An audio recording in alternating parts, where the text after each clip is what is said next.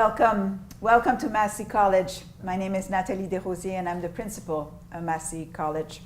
It's so wonderful to start a new season of the Massey Dialogues, so I want to welcome all the people that are in the upper library at Massey College and the people who are online listening to us. I want to acknowledge that Massey College is built on indigenous lands, the lands of the Huron-Wendat, the Seneca, and it is a treaty land of the Mississaugas of the Credit. I want to acknowledge our duty of stewardship toward this land and the great privilege that we have to be here. Today we're talking about work, about the workplace, and I am very grateful to our moderator, Chukwunonso, for bringing this issue together and organizing this panel. So thank you for doing this, and without further ado, I'm just going to let you run with this. Absolutely. Thank you so much, Nathalie, and thank you everyone for coming. Good evening again, and welcome to today's Massey Dialogue. My name is Chukwunonso Nwabufo, and I'm a PhD student in pharmaceutical sciences at the Leslie Dan Faculty of Pharmacy and a junior fellow at Massey College. I am so delighted to be hosting and moderating today's dialogue. Before I get started, I would just want to highlight a few instructions. The last 10 minutes of this dialogue will be focused on addressing questions that you may have. So I encourage you that during the dialogue, document questions that you will have, and at that time we'll try as much as possible to accommodate them. Again, I just want to say, like Nathalie had already echoed, this is a very important topic. And I can't think of a better time to have this conversation than now, that we're actually able to come in person after 2 years and have a very important conversation that affects how we work. Without further ado, I will go on to introduce my first panelist, Sheila Goldgrab, who is a seasoned executive coach, a Forbes Council member, and advisor for the Harvard Business Review. Thank you so much, Sheila, for making our time to join me today. My pleasure. And again, our own Davison-Kotler, who is a PhD student in Biomedical Engineering and a junior fellow at Massey. Thank you for saying yes to be here. And then finally, our very own Nathalie de Rosiers, who is the principal of Massey College, a professor of law, and the former Minister of Natural Resources and Forestry of Ontario. Thank you for joining us. Pleasure. So we've had this conversation before, Sheila, and we've talked about how the pandemic has affected different aspects of our lives, including how we work. So tell me, as well, in your role as an executive coach, what have you observed? What has changed? And why do you think it's important to have this conversation now? Yeah, it's a great question. Thanks, Chuck. Well, it's no less than a revolution in work, right? It's been a century since the last time we left the fields and moved where we worked into factories. And we did that because that's where the machinery was.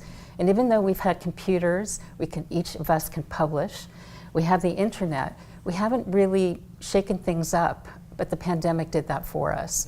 So that's the prime reason, is that everything has changed. And it's a great opportunity, and why it's important is because, as well, CEOs are really taking on the job of redesigning work. For the first time, they're really prioritizing it. And that's very important. And we want to be sure that they do the right thing. And by that I mean that they listen to people.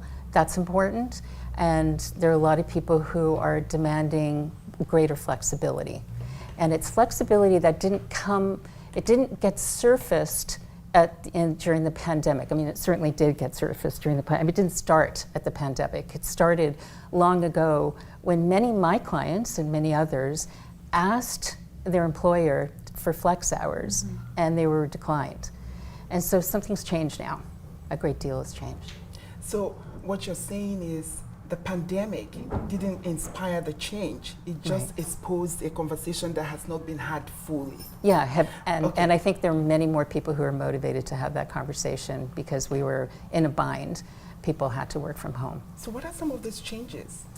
There are so many changes, so where to start? I mean, one of the things that I'm particularly interested in is habits.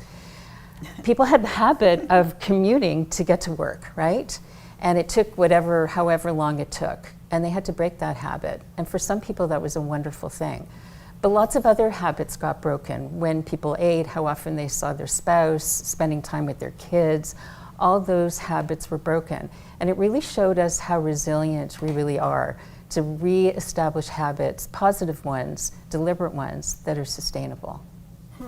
So Natalia, you are the principal, and Yes. of course you sit in an executive role. Did anything change for you during the pandemic? Yes, quite a bit. The perspective that I'm going to bring here is both living through it and trying to manage Massey College through this and supporting a staff. And different people were affected differently.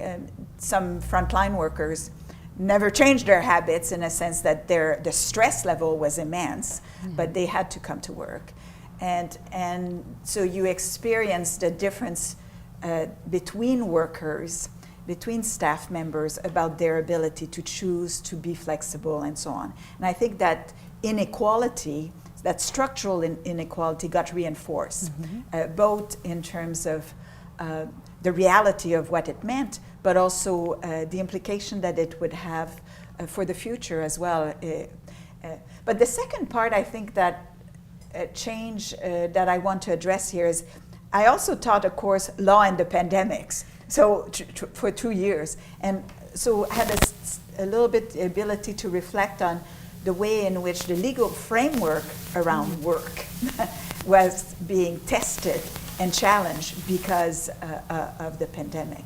So I think it's always important to talk about the workplace, but it's particularly important to talk about it now because, as you say, the pressures to adapt, to change, to be more creative and innovative are there, and it's the opportunity to do this. Now, the workplace is certainly important because that's where people earn an income. That's how they will survive. But it's also, for some people, work is the place of self-realization, and it often was a place where people could sometimes escape. It was a community as well. They could escape some difficult life at home, for example, and come to work. So there's things that are not obvious sometimes when you look at it, and certainly I think we continue to reflect on how do you make it a good workplace now. So for many people who do not know, Natalia being the principal of Massey College actually means that she's the boss. She's the CEO of Massey College. So I'm going to use Massey College as a case study. Yeah. So in 2020, when the pandemic started, of course, you were in charge of a number of employees and even students at Massey. How did you respond to the changing work environment? Well, the first thing, and I think everybody will agree with this, in times of uncertainty, you have to reach down to your values to make decisions, because you don't know, and it's not clear how long it's going to be. You certainly, for a while, people thought it might be a 2-week holiday or a 2-week thing. So I think the first thing we decided as the junior fellows are at the core of the mission. So therefore, we were not going to close because there were too many international students who could not go home. So we decided, okay, we're going to stay here. And then the idea was, but we had to lay some people off because we could not operate the kitchen at that time. So, and then it starts trying to understand how you're going to manage with this current regulations. Eventually we got the kitchen to be deemed an essential service. And, the way in which employees and the staff member had to adapt to a constant change. Every time the government would say, well, now you can't do that. No, you cannot do that. It demanded adaptation to new modes of doing. That was extremely stressful for everyone. So, and I want to thank them for coping with this so well. And, so we were in problem solving. I think it allowed many voices to be heard about the way work was going to be organized. I did not know. I did not know how. So we had to get different people to say, well, what makes sense? Can you do this? Is it possible to have distance here? Oh no, it's not because we don't have the right instrument. So all this, we also decided very quickly, and this was something I wanted to do anyway, which to create the possibility of being more present on YouTube and stuff. So we did that right away, which meant that we needed different types of employees or people that had the technological know-how, whereas before we didn't require the same. So that created some tension a little bit about, who's being, even it was almost like a question of how do we reorganize our work if we're going to do more technical stuff or online stuff vis-a-vis in person. And we tried not to, so we brought back everybody eventually, so that was good, and we topped off. We tried to be a good employer, but I think the pressures in terms of how you respond, how you are doing the right thing, was not obvious, and I would lay awake at night saying, what's the moral thing to do now? What's the right thing to do, And there was not a lot of advice going around. Everybody was scrambling, trying to figure it out for themselves. So anyway, but I think I'm glad that we are here and that the staff is here. Everyone is here having struggled, and I think I'm just going to add that because I want other people, but we will want to do now, and now I'm committed to that, doing wellness surveys every year, because I realize how much the transition created stress for all of us. But I think for some people it was more stressful, and how are we well equipped to respond to these pressures, I think, is an ongoing responsibility of all employers. Absolutely. And I just want to dwell on you for a little while, Oh, because you my are God. the case study, right? I feel that if you encountered any challenge during 2020 and 2021, there's every likelihood that every organization would have encountered something similar to Yes, that. I would.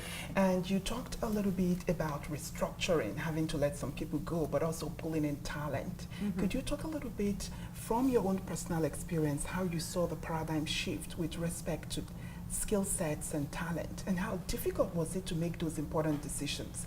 I also want to see how you adjusted to hybrid workplace. Yeah. Was that welcomed, and how did you navigate all of that experience? Because currently that's the norm in the workplace, and trying to find exactly how to create work structures that favor employees.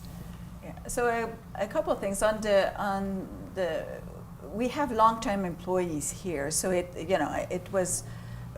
had to be a bit creative so that we could call back people and reinvent their work in a way that they could be at home and provide support to Massey and so on.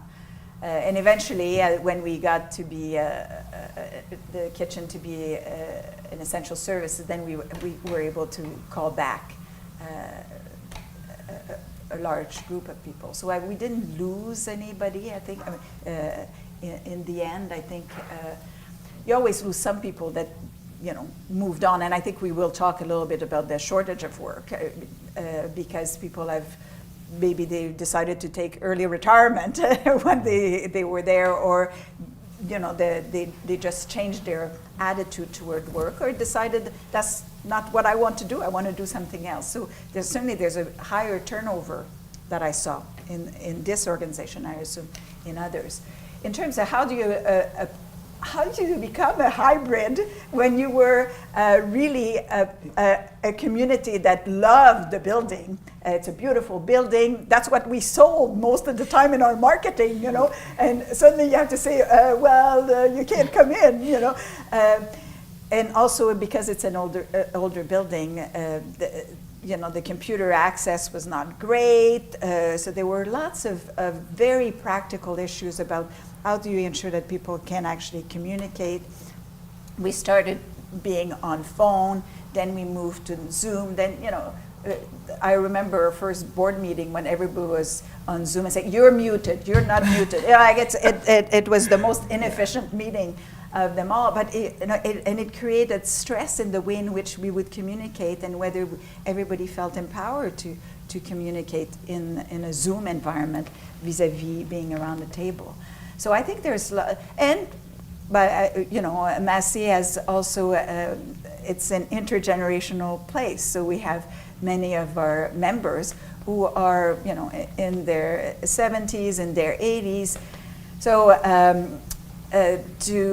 actually, I was quite surprised how much they took to Zoom and how much they took to the YouTube but still, occasionally we had some people that were struggling a little bit and did not like the new environment.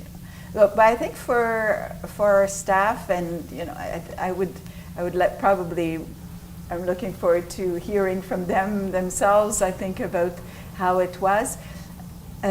We got to see a lot of each other's personal space, which was awkward.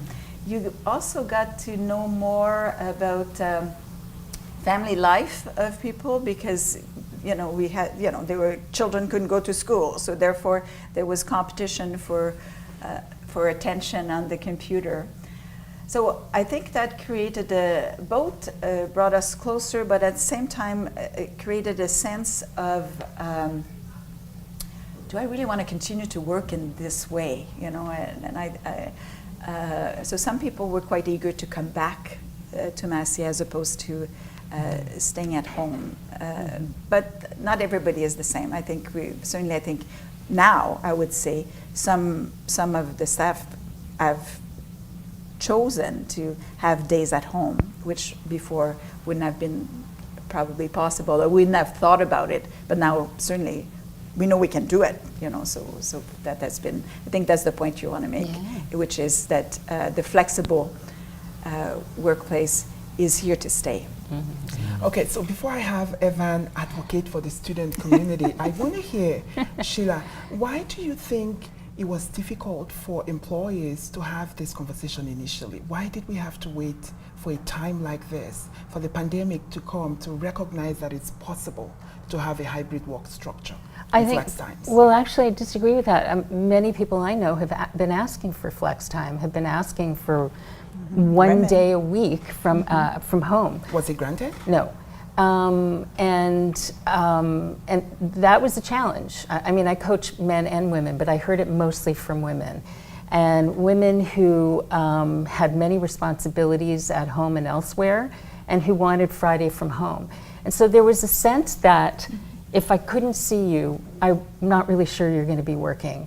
Is it possible that I'm not sure you'll be productive? So more of like a distrust from an employer perspective. Yeah, even executives. Was that the case? Did you find that, Nathalie? Well, I'm a trustworthy person in general myself, and I've always assumed that people will do their work, and we were sufficiently busy that if people couldn't do their work, I assumed that they had good reasons not to. It was a complex time. You had children, we had little heads coming onto the Zoom meeting, wanting attention. So I've had children myself, and so I know how complex it is to work from home with your kids around you. But I understand. I think it's a question of trust, but it's also a question of getting the full conversation. If you're walking in if you're having a meeting with someone, you have a fuller sense of what's going on sometimes than just if you're on a Zoom meeting. And sometimes people could turn off their camera. Same thing as teaching. Turn on their camera. You have no idea whether they're actually paying attention or whether actually they've just left the room and gone somewhere else or something. So I wouldn't say that the return to work or the ability to have meetings together. I mean, we've continued now to have a hybrid format for our meetings because some people will not come back. Why should I ask them to come back if it's more efficient if they're at home? So I think to the extent that now that it's not always the same people that are online. Some people are in the room, others are online. I'm quite comfortable with this. You just have to make sure that you don't forget that there's some people online and give them the chance to speak in the meetings, like we're going to do here, and not to forget that we have an online audience and so on. So I think I would say we've adapted. The chance that the last thing I'm going to say, which was interesting, it's because I probably am one of the oldest member of staff. I learned a lot more from technology, and I think I was probably the one that was the most irritated by having to, download so many things on my computer, whereas I think a younger workforce says, well, there's an app for this, and you should know this. Why don't you know this? Okay, so there's an app for it, and now I know. So I think there was also this sort of upgrading of a skill set in a very equality-driven way, where different people had access to different skill set that I didn't have to develop before. So that was good. So, but do you think, realistically, that the distrust concerns that some employers have is valid? Well, I am sure that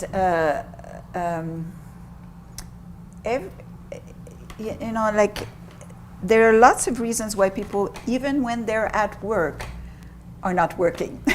There are lots of reasons why people are in front of, and because they're distracted, because there's other things happening in their life, they can't concentrate. So it's not whether you're in the workplace or elsewhere, but whether your commitment is to this, you like your job or you don't like your job, or whether you're, so it is true that you have a clearer sense of what people are doing if you can walk into the office and see whether they're playing solitaire or not.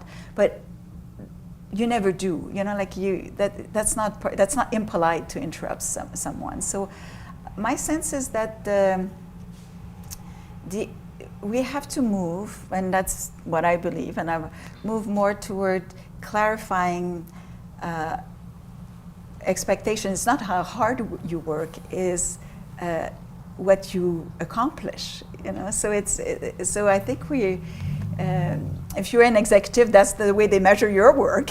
It's not whether you're there at 7 a.m., but whether indeed you balance your books and get all the students back, and whether indeed you fulfill your goals on the fundraising. So you have to move to that. Then you trust people and you accept them that they are able to actually articulate their goals and organize themselves to deliver on these goals, I would think. Absolutely. Let's move a little bit to the student community. It is a job after all, right, Evan? How did things change?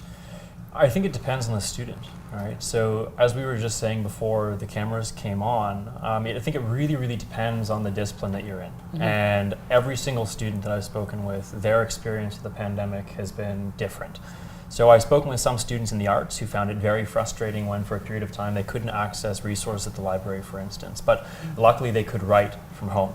I've spoken to other students who were in the sciences who couldn't access their lab at all, and so all of their work was put on hold for a period of either 2 months to 6.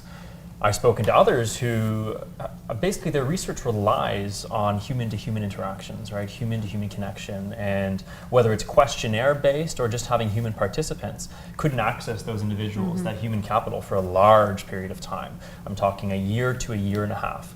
And so I think the through line through all these experiences is that there was disruption in one way or another.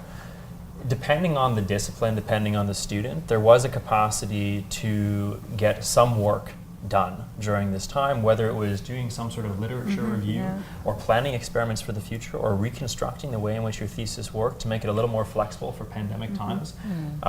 Personally, this is something that I've actually done. So in recognition, and this was actually sort of born out of a moment of reflection that I had throughout the pandemic, and this is something to layer on as well, is I think a lot of students became reflective of the kind of work that they're doing, and became reflective of whether the work they were doing on their thesis aligned with them. And so one of the realizations that I had was, while I do love doing work in a lab, I don't love doing work in a lab 24/7 as the whole of my thesis. And so one of the moves that I made throughout the pandemic was to try and pull back a little bit from the lab and restructure my experiments such that I could do some work from here or do some work from the East Coast and see my mom who lives out there.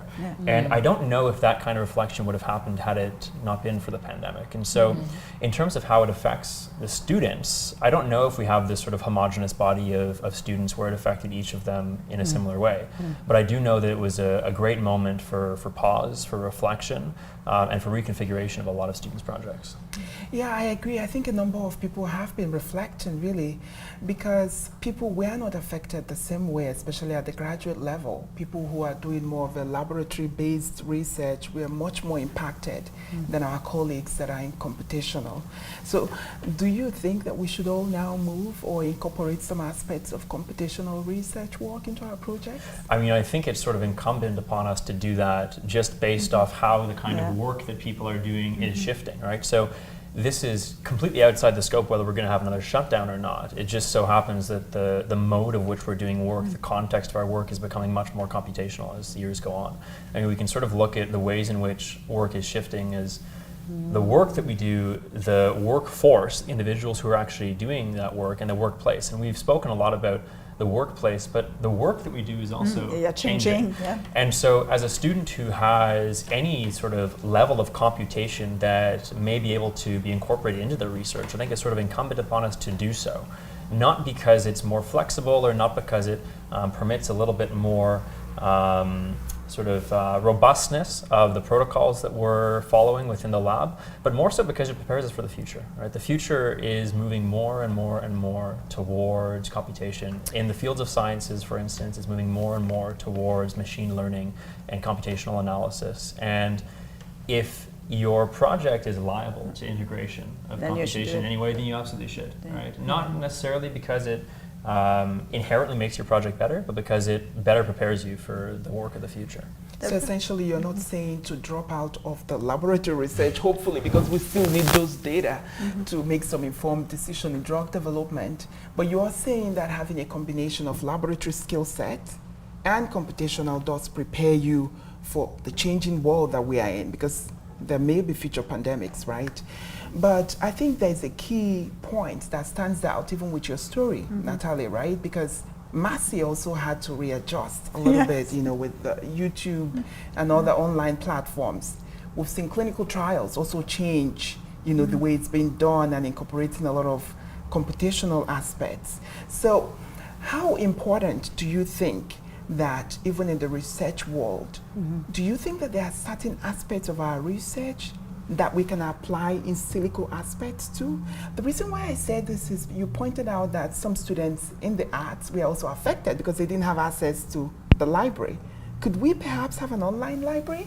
Yeah, I mean, all of this takes human capital to do, right? I mean, I have a good friend who's working in the classics, and much of his material is inaccessible online because it hasn't been digitized, right? And so if the resources are available online, then yes, absolutely, you can use a computer as a modality to do your research, right? And that's sort of from the arts standpoint. But if it's not there, if it hasn't been digitized, if you have to go to an archive, then that at this point is what you have to do. That being said, this might be a moment for pause to think, how quickly can we ensure that much of our archives are digitized? Because not only do we have pandemics, and not only again are we looking for flexibility, but the pandemic is one example of a sort of black swan-esque event that causes radical disruption. And there's nothing to say that you can't have disruptive activities that actually destroy these resources. And so if we don't take the time to digitize them, then at some point they may be completely inaccessible to us. So from the art standpoint, that's sort of where my mind goes. As far as what aspects of something that's more scientific is liable for in silico or on a computer, I think it really, really depends on how much of the field do we understand and what's the level of complexity in the field. So if you're dealing with something that is very liable for modeling, for instance, that we understand at a very, very fundamental level, then that is something where pure computational analysis works very, very well. If you're looking at something that actually involves a little bit more complexity, so let's move up from something like physics towards protein folding, for instance, in biochemistry. Yes, we have machine learning algorithms that are doing quite a good job at this, but we still don't have the key to do all of this in the computer. And so that's sort of a good example of where, yes, you do have the capacity to work with some sort of computational analysis or machine learning platform to do some of the work, but the empirical or experimental lab work is still so, so important. One of the lessons of the pandemic as well was adaptability and constant adaptability to change. So I think the idea that you may start your project thinking that the technology is such, and you define your project along these parameters, and it will change, and you know that it will change, but you have this idea that it's frozen in time when you design your methodology. I think what we saw now is that even the methodology that you propose must be flexible. I have to say though that the performing arts were also incredibly affected, and we have so many students here for whom it was a real hardship. And I think the arts community in general, I think performing arts was really struggling. And I think I've heard people talk about this, that for the arts they were very disappointed they weren't considered important enough to get some support from government. And they don't want that to happen again. No, they want to prepare for the future such that it doesn't happen again. Because in a way, what do we define as essential? I mean, because I was teaching law in the pandemic, obviously we were worried about having a human rights framework for pandemic management, which we didn't have before. We were just kind of running, trying to patch this, patch that. The public health system was not designed on a scale that it was required for that. So, and I think the experience that we've had about some workers being affected more than others, the gaps that we have in our society, the structural inequality that were amplified, the vaccine distribution that was unequal impact. All of this, I think, challenge fundamentally, that you cannot just have a public health system. You have to have I believe, almost a human rights framing around this. This is interesting. I think this is an interesting point. I'm not a lawyer, but what I do know is that there's a lot more surveillance happening as people continue. This started before the pandemic, but I think it's accentuated because people are working from home. And that's a real challenge. I mean, employers are taking snapshots of people. They're noticing the keyboard strokes of people who are working. Mouse clicks, breaks, recesses, and they're being evaluated. So it's called bossware. And so that's the pendulum swinging on either side. There's some employers who are trusting their employers who are trusting their employees to work from home, and they believe that they'll get the work done. If the work gets done, great. If not, then we have to have a conversation about productivity, et cetera. And then those who are surveilling their employees, and it's not just people in call centers, it's also people who are professional, let's say financial professionals. So it can happen at all the stratas of society. And speaking of legislation, I mean, in Canada, all the employer needs to do is let their employees know that they're being surveilled. Employees can say, I don't want to be surveilled, who's going to do that? And they could lose their job. Oh, this is, I agree. I mean, the fundamental concept on privacy is you can consent not to have any. Right. But that's not right, because we all need a minimum level of privacy. Otherwise, we won't be able to develop more intense relationship with people. So I think privacy is a public good. Even if you don't want it, you should have some. But I think it's there is that has come up as well as another flaw. I think in the pandemic, I think was a way of illustrating many of the recurrent issues that had not been addressed, and just kind of they emerge as right in our face, and kind of demanding a new look. And we'll come shortly to that point on some of the legal aspects associated with some of what employers are now doing. But I just want to dwell on Evan a little bit and talk about some of the changes we saw in the past 2 years with online lectures, hybrid conferences. How important were those changes, and why did we have to wait until now to implement them? And the reason why I say this is specifically for international conferences, where over the years it's been so challenging for international students to go for conferences in some countries, specifically the US. So how important was it really to embrace inclusivity in scientific conferences by having them now online and giving opportunity for people who haven't had the opportunity to attend those conferences for several years, because either they do not have access, if the country they are from do not have access to some countries, or the challenges associated with getting visas to enter those countries. Yeah, I mean, I would encourage us to maybe think about it, not just trying to maximize inclusivity, but consider intimacy as well. And so, yes, on the one hand, by moving a lot of these things online, purely online, right? Not necessarily in a hybrid format, but deciding that the conference is going to be hosted within Zoom rooms, you do increase the accessibility to the conference. There's no question there. You do increase the inclusivity, but you radically reduce the intimacy of those actors who are going to conferences. And so if we conceptualize something like a conference as just a space in which you present your research as though it's purely an exchange of intellectual ideas in the same way that I can pick up a paper from a journal and read it from an individual without necessarily meeting them, then it works completely fine. Right? There's no issue with the online format.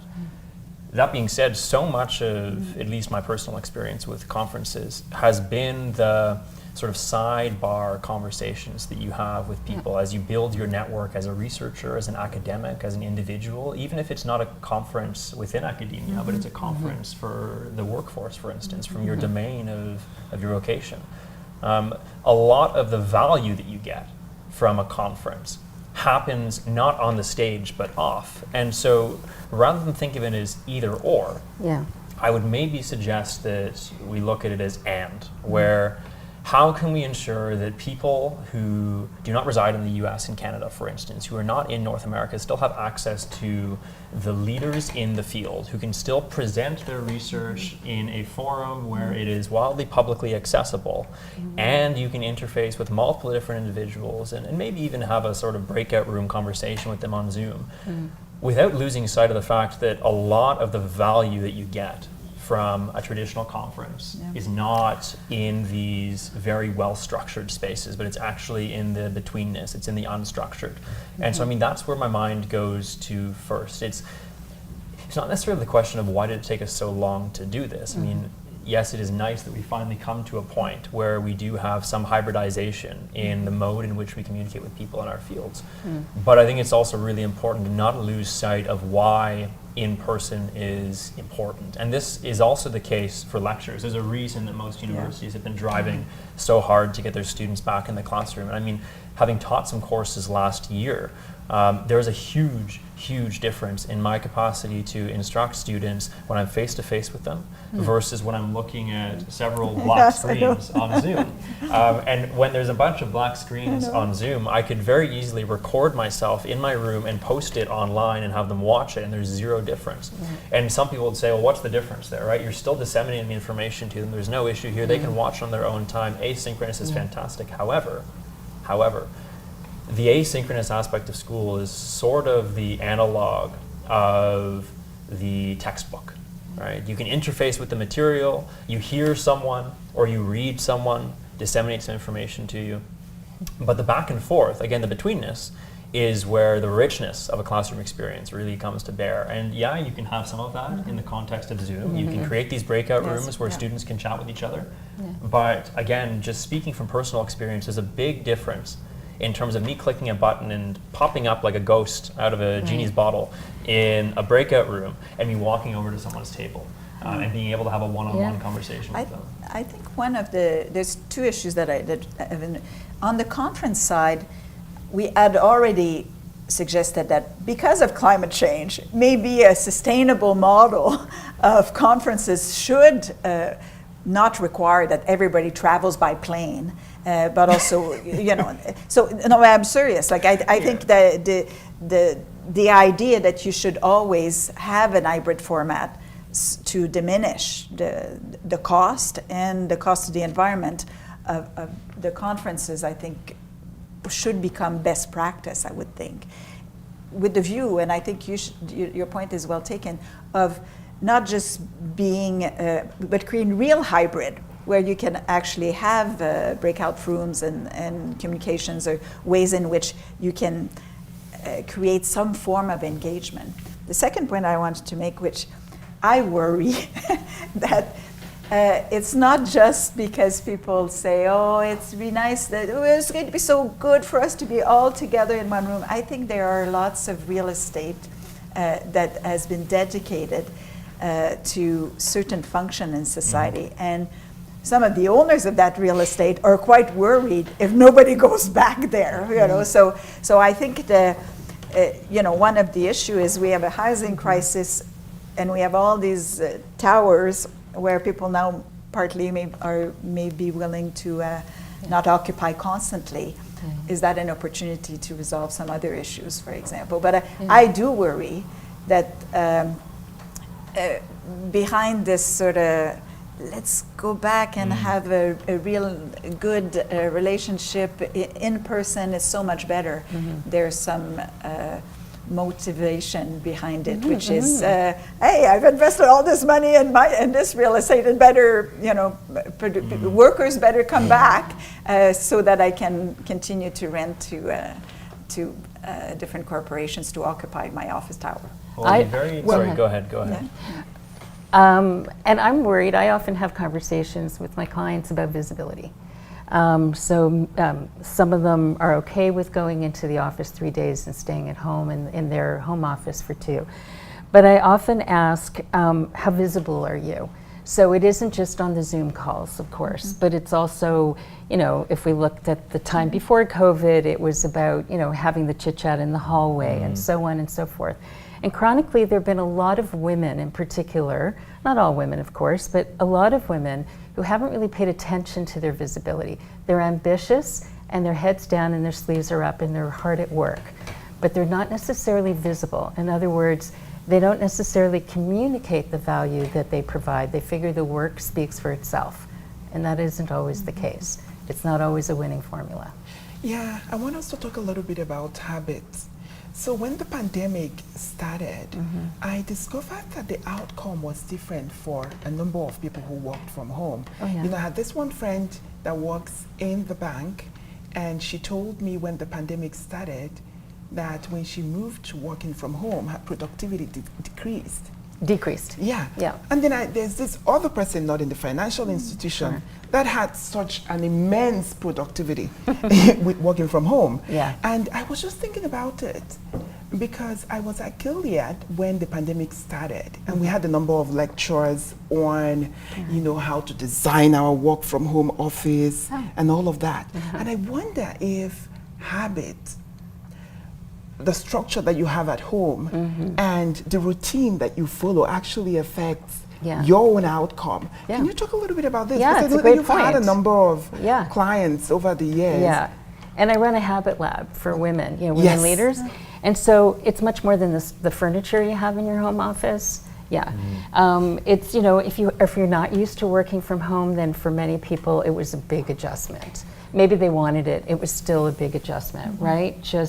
So for me, I've really helped people in this domain of habits to support them and understanding a lot more about themselves, firstly, about what works for them. Because there's a lot of, I guess, myths about habits. Like one of them is you have to do it 7 or 14 or 21 or 28 days and then it sticks. That isn't true.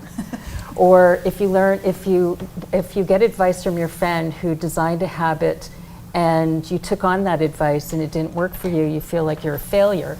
But in fact, it isn't one size fits all.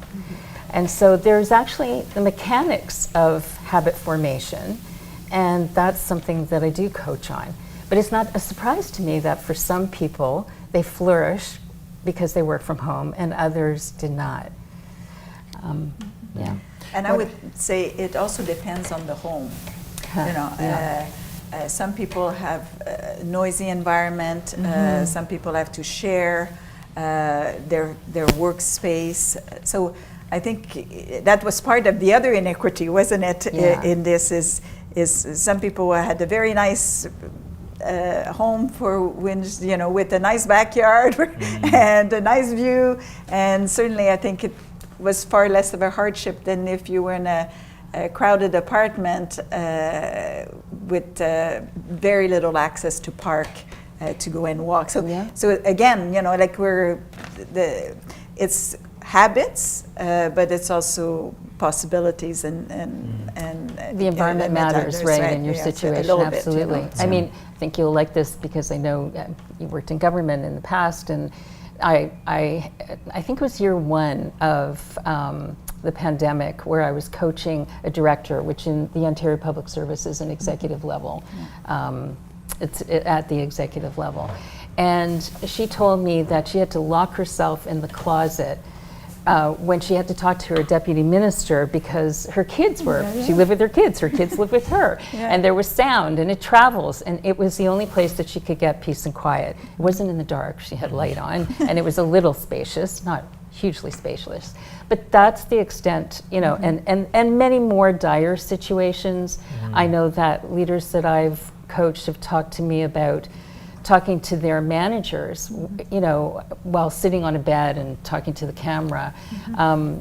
You know, I mentor students, both undergrad and graduate students across the University of Toronto, and I have for many years. And when COVID came on, I really wondered if it was a good idea for me to continue to mentor.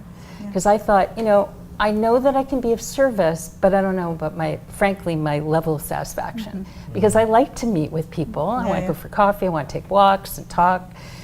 And then I just thought, you know what, it's so tough being a student during COVID that why don't I do it? Let's see how this goes. And I'm so glad I did. Not just for their sake, but for my sake too. I think first year was really rough. I mean, there was a lot of up and downs over the last few years. But it really gave me a lot, even when we were meeting on Zoom. Yeah. Okay, so Nathalie, I'm sure that our participants will want to hear what works for you. You worked from home, right? For a bit of the time. Yes, I live at Massey College. Yeah, tell us, what are some of those tips and tricks? And I have to say, it's, I mean, I'm sure there are going to be lots of questions, so maybe we should go there. But for me, I'm going to take your course, like how to create good habits, because I found that my habit during the COVID did not turn out to be as productive.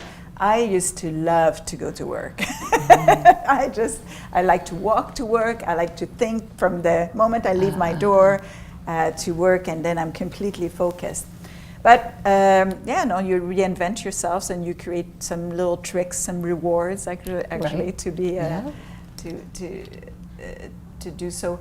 I found that, and I haven't done that now, but I found that I have to clean my office every so often to feel comfortable. And so that's what I'm going to do right now after this Massey dialogue. Wonderful. Is there a little quick framework that you can give to us about habit building, since you are the expert? I'll tell you what, I think it's more involved than that, but I could certainly offer resources, and maybe we could provide links to the viewers. Would that work? Good. That sounds good. Yeah. Maybe another time we could do a real, you know, habit formation coaching session. Oh, wow. But maybe not right now. Yeah. So just before we get into that Q&A section, there's just a small part that I still want you to touch on, Nathalie. It's just this legal aspect of what we are seeing now happening in the work world of, you know, the surveillance. What do you think needs to change? Well, part of the issue is we all say flexible workplace, but we also worry about a transformation such that we just end up with a gig economy where it's not, it's flexible, but you have no benefits. And that has immense consequence, I think, in terms of the safety net for people. I think the struggles for workers are quite different depending on the type of work they are doing. Health and safety continues to be an issue if you're, you know, and it's not just the frontline workers in the hospital. It's where the people that delivered food. It's the people that you know, ensured that we had access to food. So I think the legal framework around the workplace and around the worker, I think will continue to be of value, and I think we should. There's another Massey dialogue that we should have about the time and the necessity to have a framework that does not cover only a limited number of workers, but actually seeks with enough differences and flexibility to provide all workers with a decent life. I mean, I think we've talked a lot and we've looked at this rigorously, but before we just round up and get into that Q&A section, I want to start from you again and just get your input. You know, a lot has happened in the past 2 years and we've learned a lot. And we know that every few years there's always a pandemic, another infectious disease. What are some of the things that we missed out that we can prepare for the next pandemic? I mean, obviously we've learned a lot from this, but you can agree with me that there are probably still more loopholes that haven't been addressed and that we should be thinking about. Yes, I think the first lesson is you don't know, there is a way in which you'll have to build resiliency more, because we don't know what shape, what form it will take, whether it's going to be a climate change emergencies that create different types of things. So I think that's the first lesson, is flexibility, creating resiliency, creating good ways of knowledge. I don't think we've finished learning from this pandemic, I have to say. So I think we're still kind of meditating or trying to incorporate what does it mean in the long run to have lived through these 2 years. I don't think the workplace has finished changing, you know, from this pandemic. So I think maybe we should do that next year, come back and assess again what are the real lessons that we have learned. So to me, I think it's my takeaway is that not all workers were affected the same, even within small organizations like Massey. Yeah. And how indeed should we take into account the range of experience that people possibly have when there's a big tragedy or a calamity like a pandemic. Well, can you give one specific example of how we can build resilience into our workplace? Well, I think, certainly I think ensuring that there's good communication so that people can tell you when they're stressed out or they have too much work. I think I know that certainly that's something that has to improve at Massey. Ensuring that there's sufficient holiday, that the sick days are available, that people know that they're not going to be blamed for taking sick days. I think on the structural things, I obviously have a culture. Like I was going to say, the change. It's not only that people want more flexible; is that the culture of the workplace becomes important. You know, and there's some changes in the culture that have occurred, and I cannot pinpoint exactly what is, but there is a sense in which relationships between workers have to be looked at, and so on. So I think it's a learning curve for me in the next little while. Thank you for sharing that. Evan, what are your thoughts? I mean, I think one of the through lines that have sort of persisted throughout everyone's points here is that there's a certain level of heterogeneity within the workforce and within workplaces that is probably going to persist. You know, everyone has individual needs. Everyone has individual situations that they face in their home life or in their professional life.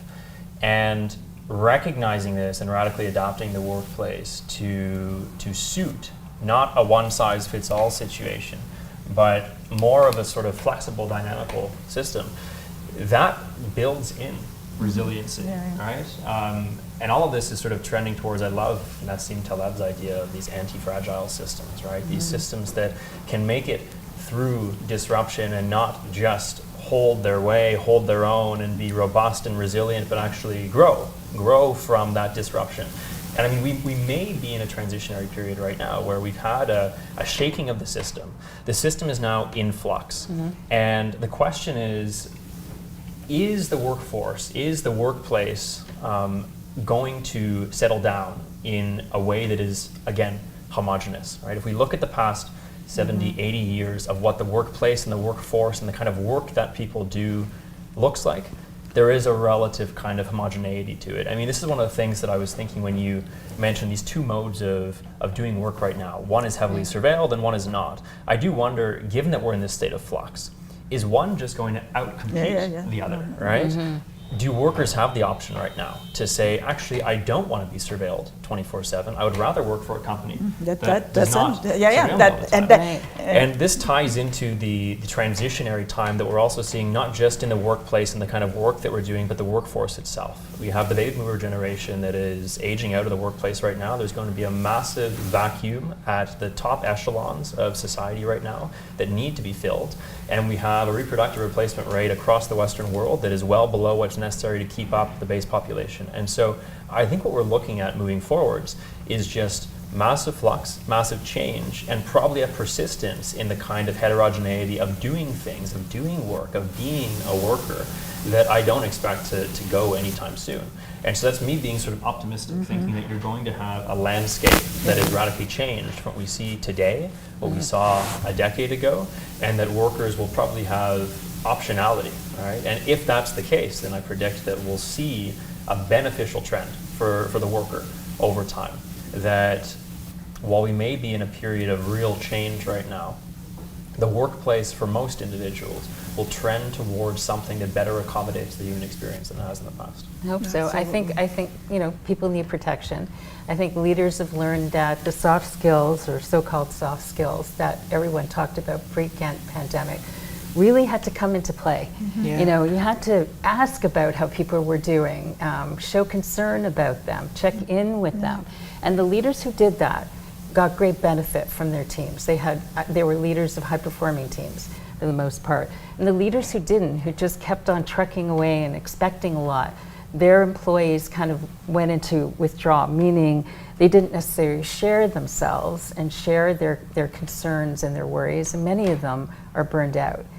But they're burned out quietly, and that's a shame. So I think part of the learning is we need to protect people during this time, legally and otherwise. Leaders have to ask about people and show concern and express compassion and empathy. All those things are important, even more important now. Absolutely. I'm so glad that we're having this conversation, because with the comeback to in-person work, it's very important that we do not relax, that we still continue to think about the evolving landscape of work and really reflecting on what needs to change. And also, like you rightly mentioned, Evan, we found solutions to some of the problems that the pandemic exposed. But then some of the solutions itself is also exposed another problem, and we have to reflect on how to deal with them. So really, I do agree that in the coming years, there should be a continuous conversation around the workplace. And with that, we are just opening it up for Q&A, and even online, if you have any questions, please post online, and we will be happy to address your questions.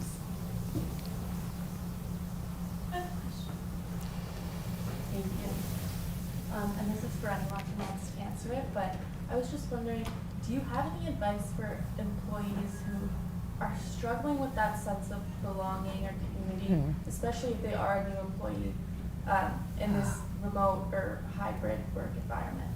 Right.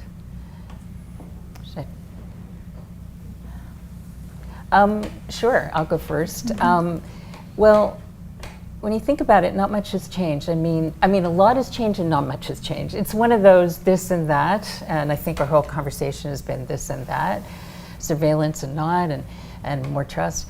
But I think, I've talked to many people about this, many leaders about this, and they feel, it's tough to onboard when there's no workplace. Right now, for many people, though, there is a workplace that people go to 2-3 times a week. Is that your case, or are you fully at home? Oh, no, I So you do go in. Okay, great. So take it upon yourself. I should probably say most employers do onboarding quite poorly. So take it upon yourself, your responsibility, to invite people out for coffees, get to know them, and design a plan. Have you been assigned a buddy at work? Not even that. Okay.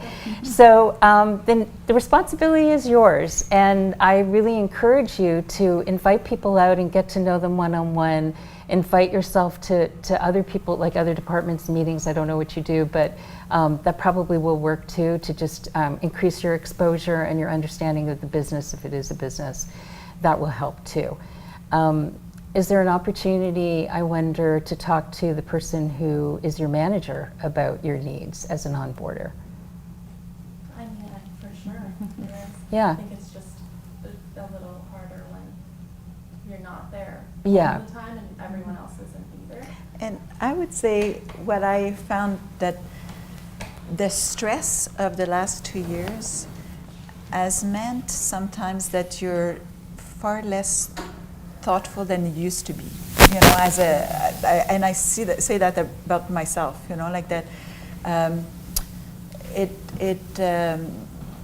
There's so much to do to reopen that, you know, the idea of, I used to take employees out to lunch all the time, and now I realize, no, I haven't done that for the next little while.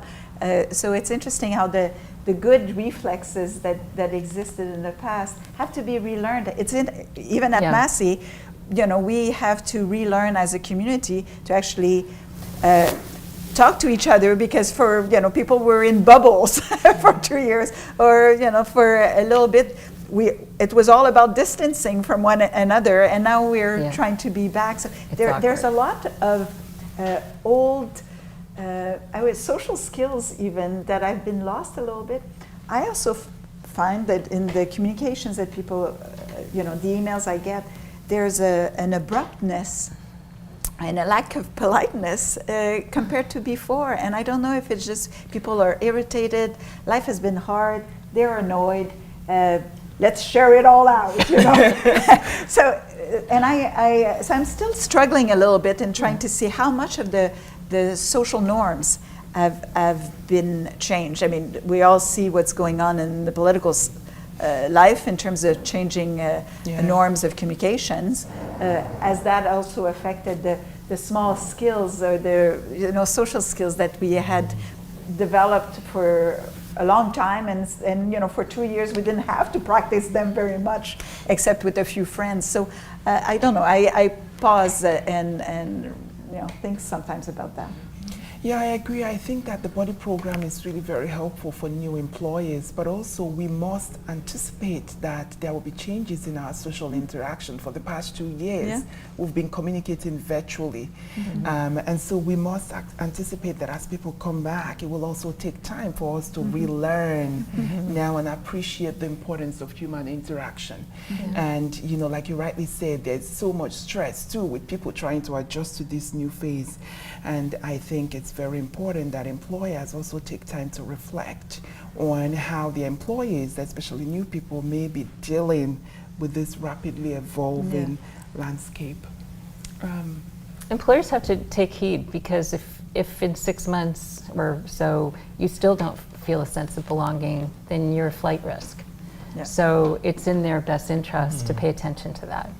And you know, I think that this is something that they do very well in several corporate organizations, that even before your onboarding day, you are already in correspondence with your body, with your hiring body. That was what we called it back in the days.